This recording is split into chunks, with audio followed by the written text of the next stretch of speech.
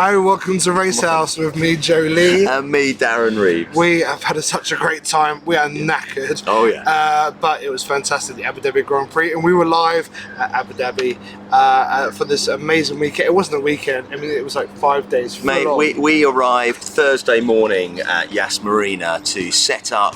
I was performing, piano playing and singing on a yacht, and Joe was basically tour managing me for the weekend. Yeah. We made it happen, but it's been exhausting, beyond exhausting. And how do the likes of Martin Brundle and Coulthard do this week on week on We don't know week? where they get the energy from, because we are shattered. But it's you know, the sun as well, you know, beating down. We've had so much track action. There's been so much off the track as well, and then you've got all the parties, and it's the last one in the season. All the teams are partying as well to the early hours, and we did a little bit of partying ourselves. Well, to be fair, yes, we did, and we can feel it a little bit today, can't we? Yeah, Hence, we got to fly. I've got to fly flying around. You know what they say? Yeah, you can say we're outside. It's all live. But yeah, look, it was about the race. We knew who had won already. Obviously, the championship. We didn't know who was going to win this race particularly, but we both predicted Max would win. We did. And again, the car was just on a different level to all the others, really. And Max cruised in style. 19 wins in a season. It's never been done before. No. May never again. We just don't know. And if anybody's going to beat it, I don't see anyone other than Max beating it, you know, true. At this minute in time in the way Formula One is. And I can only imagine that Red Bull will start next season on the front foot with all the development they've done with the RB19. Although everyone is chasing them. And I think what we've seen with McLaren, the development of McLaren in the second half of this season, the development of Aston Martin in the first half, with Mercedes and Ferrari, you know, coming out second and third in the Constructors' Championship, just shows you we've got 5 teams that really could take Red Bull on. They really could, and they've got about 3 months now to try and come up with something to beat the Red Bulls for next year. You know, the RB19, where would it go? Perhaps to AlphaTauri, you never know. You know, that's a good point. That could happen. So we could see something interesting happen Still there. got something flying around me. You have had a shower. Yes. But no, it was amazing to see. We got really up close to the action. Yeah. We were on one of the super yachts down in the marina, and we're going to do a bit of a montage video, I think, once we've got the footage together. Yes. But it was absolutely fantastic. We met so many amazing people. There were celebs walking around. There we had supermodels walking around. We had engineers and the teams. I saw the Red Bull team last night as I was walking back towards the W Hotel, and a little quick chat with them. We've met marshals and scrutineers, and thanks again to them for joining in on the podcast and the fun whilst we were in Abu Dhabi. But let's talk about the race quickly. Well, the race weekend practice was, you know, pretty standard, but yet Sainz, what was going on? Well, Sainz had crashed, didn't he? And we had a red flag in FP2 on Friday. God, it seems so long ago now. But he never really recovered from it, you know. No. And for Ferrari, they only needed him to finish 8th in the race to get second spot in the constructors. Where was he? And he didn't even finish the last lap. It was just, he was just there in and out of sort of between 8th and 10th place, 12th place, sorry, all the time. And yeah, really, really disappointing. And also, Sainz has led the Ferrari driver points all season. He's had the better of Leclerc all the way. Maybe some of it through bad luck for Leclerc, really. But Leclerc has overtaken him in the last race of the season. Is it because he lost that momentum in Las Vegas with what happened with the manhole? The manhole, well, Fred Vasseur has been told off basically for swearing and not in good faith with the FIA. They're not happy with him. What? So he was He reprimanded, Joe, and about what had happened. It cost them a lot of money and damaged that car. So yeah, Sainz has been unlucky at the end of the season. But it was 3 points with, I think, at one point. It's really cost them that, and they don't really tell us how much the teams get from the the pot. I'm sure. Is there not? Is it not online anywhere that we? I think there are some guesses online. We wouldn't want to hazard a guess. I don't know. It could be 60 million. Who knows? 80 But it's million. going to be a lot of money, It's Joe. a lot of money, and it pays for really the whole year, and the bonuses for the principals and the teams. It's it's a business as well as a sport. So that would have been a big jump, and yeah, Charles did his best. I mean, he got P2. Yes. And again, great effort. He should have really had P1. I mean, on that first corner. Well, that first corner, we've watched it back because we couldn't see the first corner. To be fair, could we? No, Joe? did we mention that we were on a super yacht? Well, we watched the first couple of laps on the super yacht, and I said to Joe, I said, "Come on, mate, I want to feel these cars." And I would recommend this to anybody who goes to a Formula One race. Don't try and watch it as if you watch it on television, because the coverage on television is so extensive, so amazing. You don't miss a thing. No. Go and stand. Well, if you've got a grandstand, of course, you're in a seat and you get to take in what's in front of you. You might be able to see a screen, but don't get sucked into the screen. Watch the cars in front of you. Yeah. And I wanted to feel those cars. So we jumped off the yacht, didn't we, Joe? And we went and stood sort of on the exit to the bridge under the W Hotel. Yeah, famous bridge. Where the cars go under the hotel that lights up blue. And in fact, I went and watched pretty much from lap 7 all the way to the end of the race, stood under the bridge, and every time each one of those cars, they came straight towards me, took the corner and then disappeared off, and that exit corner has a little hump in it as well. I've got to say, it's one of my favourite places I've ever watched a Formula One car and got so close. The sound was great. It was awesome, and to be under that little bridge as well. The whoosh of the cars and everything. Yeah, you really feel. I agree with you. You need to get down there, try and get to a fence and try and just feel those cars. Yeah. The easiest way is during practices on Friday and Saturday morning in a normal race weekend. But getting back to the race, Leclerc, I don't know how he didn't get Verstappen in that first lap or two, and he knew that if he didn't get him in that sort of maybe first lap and a half, he was gone. Because the DRS would have, well, there was no DRS first two laps, but he would have been too far away even by the time DRS kicks in. Why does DRS not kick in till lap 3? What's the safety reason for that? I don't know, maybe they're still warming up tyres. I think that might be something to do with it. Yeah, just so there's a bit more control there before they start doing some outlandish moves. That is probably my best guess. Because if they say switched it on literally, you know, off the start finish line, maybe don't use it in the first sector, but by the time they're in the second sector, they're off, they're going. Yeah. You know, down those 2 back straights, Leclerc with DRS would have had him, and it would have made for a much better race for the win.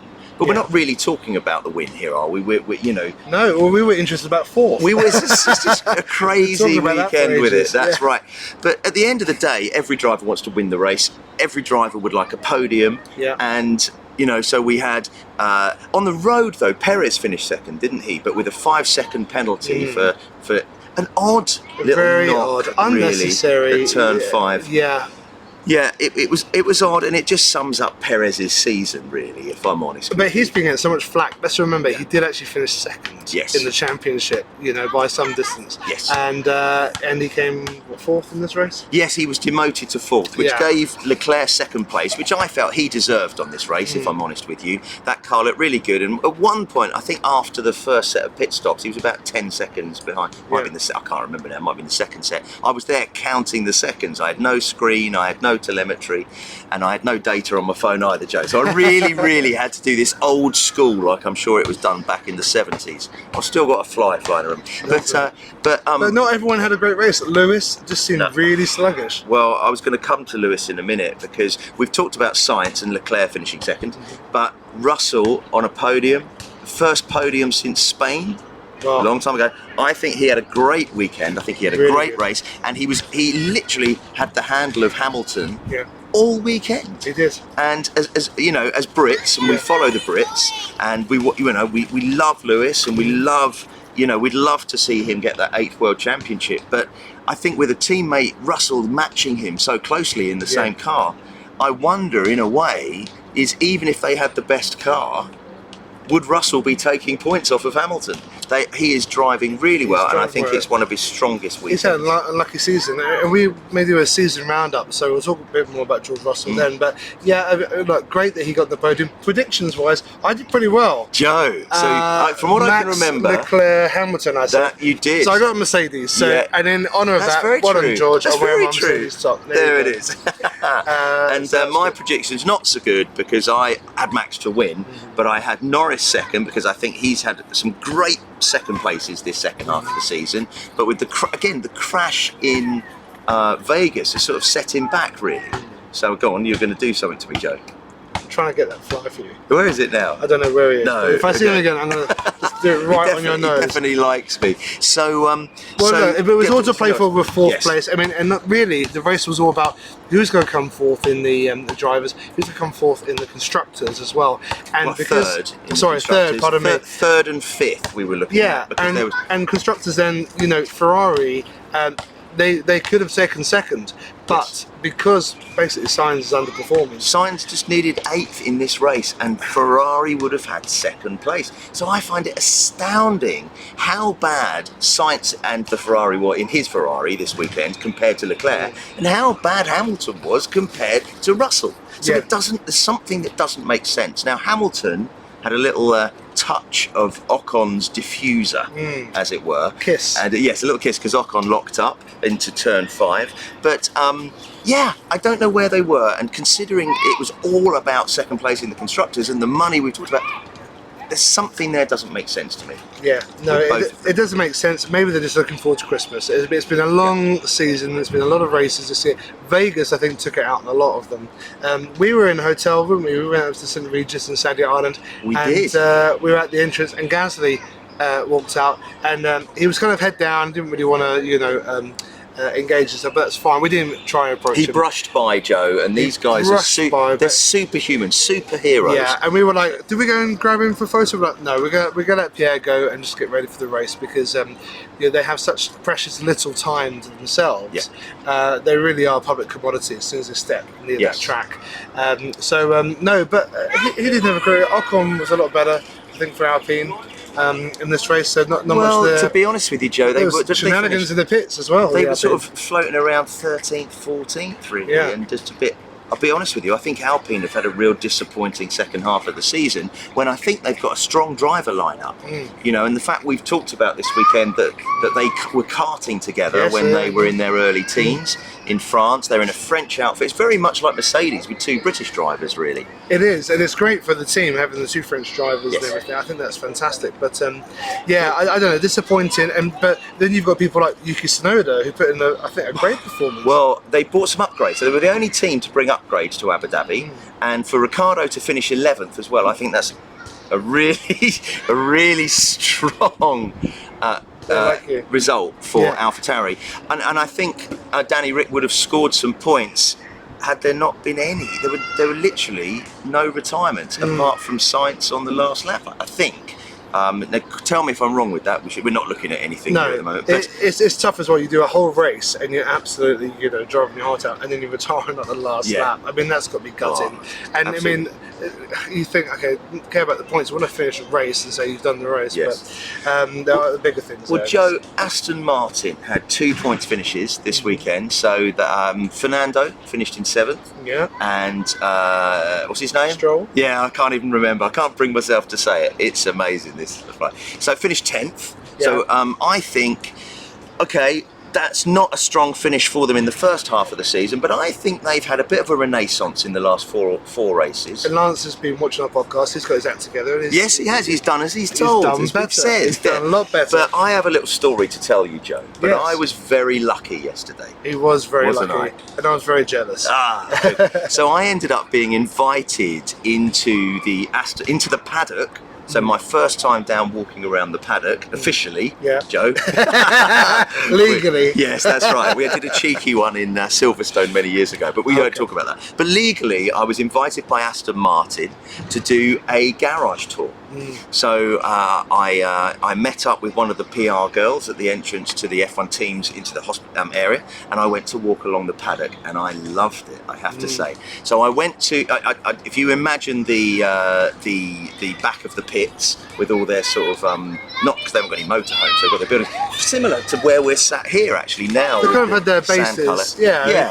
And I got invited in, Joe, and I went up onto the top roof, and I had a drink and some snacks, and they looked after me. I could see you on the yacht, Joe, over the way. Yeah. You know, I felt really sorry. I felt really sorry for you, Joe, to be sat on a yacht in the middle of Yas Marina on race weekend. But and then they said, look, we'd like to give you a guided tour around the garage. I'm afraid you're not allowed to do any photos because all the cars are. Well, you'll see. Yeah, so I went in, and the first place. You go in the back, you go in that sort of green entrance of theirs that's got security on. And then I went through a door, and you know where they have their guests who wear the headphones and the TV screens in front, maybe the families and all that. So I got to stand there, and I saw both cars. So Lance's was on the right, and Fernando's was on the left, completely stripped up, you know, stripped bare, with everything on show that every other team would love to look at and love to be taking photos of, but no photos, sadly. But I couldn't believe that I was just, you know, that thing of, what am I doing here? How has this happened? And it was so cool. I can't, you know, I just couldn't believe it. And and she told me about lots of bits of box and stats. And the first one she said about was Fernando's always on the left because he's superstitious. And so he's always on the left-hand side of the garage and always gets in and out of his car on the left. Right. So, and that's why that's there. So that works well for him. You know, we can't say Fernando's wrong, can we? Because he's an absolute legend. And then we came out of there and we walked around and we went into behind the cars in the garage, and some of the crew were in there working on it, and it was up on the stand. And we're talking about, and all the tyres were out at the front, or the nose cone was off, and we're just talking. I'm just looking at it. We're talking about the weighing scale. So Fernando's weighing scales were there, and then he has a shelf with his gloves on, and she's telling me about all the telemetry within the gloves that monitor his heartbeat, I didn't know that. and all the information, let alone all the little sensors over the car and the, you know, and in the engine and on the aerodynamics. So they've actually got sensors in their gloves measuring the body. So it's unbelievable what they managed to do. That's right. And Joe, what she also did is she corrected me. I think the other day we said that the weight of the car. Well, it's about 722 kilograms. But it's actually not. And it's 798 if you include the driver. And the driver must be no less than 80 kilos. All right, so that's they're the rules. So she told me that was interesting for me as well. We've been corrected as well. So then, Joe, we got to go and stand out in the pit lane where they do the pit stops, and I was allowed to take photos then at that point. So I got a lovely photo of me next to Fernando's car, and you know, and the nose cone and so on. But actually, I did get to do that in Silverstone as well in 2018 when he raced for McLaren. Do you remember that, Joe? Allegedly. You were there for that? Oh yes, I was. You were there, Joe. I was there. And the lovely PR girls let us actually in through the ropes during our little pit walk that we did. So it's not my first time to get a little photo by Fernando's nose cone in the pit. But first time in Aston, though. First time in Aston, and first time in the back of a garage. And all the crew were there working, I guess. And a big shout out to my friend Mikey Brown, who's one of the chief engineers there on the team. And another shout out actually to Michael Barnard, who is friends with somebody who works for my family business at home. Sadly, I didn't get the text to say hello to him till after I'd done it all. Hi to all the Mikes and Michaels. Yes, that's right. If your name's Mike, get a job at Aston Martin. Exactly, it'll be sorted. That's amazing. Well, we've been very sport, because over the years we've been able to go into the paddock and down the pit lane and see all the teams, see all the cars. If you can do it, if you can find a way, get down there to see it, because that really is the closest you're going to get to the cars, to the team, to the feel of everything, and it's absolutely incredible. But it's all part of the all-rounder, because you know, we love going down the pit lane and seeing the teams, but we also love being by the fences and seeing the cars. We love being in the grandstands. We love being everywhere, but we also love being on the yachts. Well, Joe, let's talk about the atmosphere of what it's like to be on a yacht in Yas Marina for the last race of the season with the most beautiful Middle East weather. Yes, and the most beautiful women and beautiful men, handsome men walking around. It was like I don't know, being in Milan Fashion Week or something. It was crazy. We had, everyone was very well turned out. I think we held our own though, Joe, to be fair. We did hold our own, we did. And obviously there's some things that we can't repeat that we saw on here. But look, it was a great vibe. There were hundreds of yachts, I think. It must be hundreds. And every single one had a sound system that was belting out along, and as you walk along the marina boardwalk there, we were just yacht hopping, weren't we? At one point. Honestly, the amount of people there are just there to party, Yes. to be, it's the place to be seen. Oh, yeah. They might not just be massive Formula One fans, but they just love the spectacle of the whole thing, and they want to be in space. Oh, and ask her about signs and and. Yeah, Joe, but it is a party the whole time, a cacophony of DJs. And the sound just bleeds into each other, doesn't it? And it becomes this massive noise and lights. They have full productions on here. There's lights, there's DJs, there's LED screen. As we did on our boat. As we had on our yacht as well. But the difference on our boat was? Well, we had a master piano player on there to give us entertainment. That's right, and a saxophonist as well, Yuri from the Ukraine, sax player, was with us as well. So and, shout out to him. Big shout out to them, and big shout out to the Luxury Network and Falcon, who hosted the event. So we hope to do more with them. But they pulled off an amazing event, and you know, again, that's another thing on the bucket list. My first race was Abu Dhabi in 2015, so this is like a home race for me. And I'd never been down to the yachts area because I've always been up in Paddock Club in other areas, out in the fan zones. So now to be at the yachts, and this was like, this is a whole new world's opened up. And this is like, okay, I quite like it down here because you work hard and you play hard down there, and it was great fun. And for me, another little highlight as a big music head, there were some after race concerts. We had Tiesto one night, Chris Brown. Saturday was Shania Twain, who I unfortunately missed because we were too busy partying. I've seen it all before, Joe. Didn't need to see it. Exactly. And then I saw the Foo Fighters Sunday night, and I want to thank Dr. Mark, the vet, crypto vet, who managed to help get me a pass. Very kind of him. And Foo Fighters did an amazing, greatest hits set by Ferrari World, and I got right down to the front and moshed out with lots of McLaren fans who I found, and then got back, and then we did more partying. So Joe. Oh, what? Yeah. Tell them what you did on the way back. Okay, yeah. Well, let's hold on. Let's tee it up first. So every evening after we'd left the circuit, to get to the parking where we'd parked the car, Joe thought it'd be a great idea to get some electric scooters. Well, I've never been on an electric scooter before, so I was a little bit worried that I would injure myself. Well, Joe, which one of us injured ourselves? Yeah, maybe me. I come back from the Foo Fighters gig and I thought, I'll take a shortcut. And I went over some grass, and it wasn't grass, it was like knotted weed or something. And I ended up doing a massive flip and a roll. I wish I'd seen it, mate. So I just got this brace to have. I've done a Danny Rick. Yes, you have. That's it. So Tango's at the end of the seasons, and that's why I can't hold the microphone. You're going to have 4 races off now. I'm going to have 4 races off. I'll see you around Miami or something, whatever it is. But no, it was okay. I'm fine. Thank you for asking. Oh, sorry, I didn't ask. Yeah, thanks a lot. Yeah. But no, it was great. But look, what a great weekend, and there's a reason why this one finishes the season, because the fireworks displays are incredible. The aerobatic displays with the UAE red arrows. They do have a name. I apologise. Yes, those are incredible. Those aeroplane acrobatic teams, just stunning. But sadly, I didn't get to see any of it because I was performing at exactly the time they were flying. No, but that was amazing because I've got videos of you playing as you're giving us the soundtrack to this amazing acrobatic thing. So it's ironically playing Rocket Man at the time, wasn't it? Yeah, and then Don't Stop Me Now, I think. Yes, that's it. I thought it would be a good energy one. Yep. But yeah, all in all, we've had an amazing week. And also, I want to say thank you to everybody. We only started this podcast in the summer this year, and we just wanted to build up a ton of videos about what we love, Formula One. So you'll be seeing a lot more of us next year. We're going to be doing some more videos. We've got the merch shop open, racehouse.cc, and we've got some more things in the pipeline. But I want to say thank you to you as well, Darren, for coming on this crazy journey. Joe, I've enjoyed every little bit of it since you asked me. So thank you to you for asking me, mate, to be part of this. And hopefully I've brought some good little banter and maybe a little bit of intelligent conversation mixed in with it, and sort of facts about realising what I've learned over the last 37 years.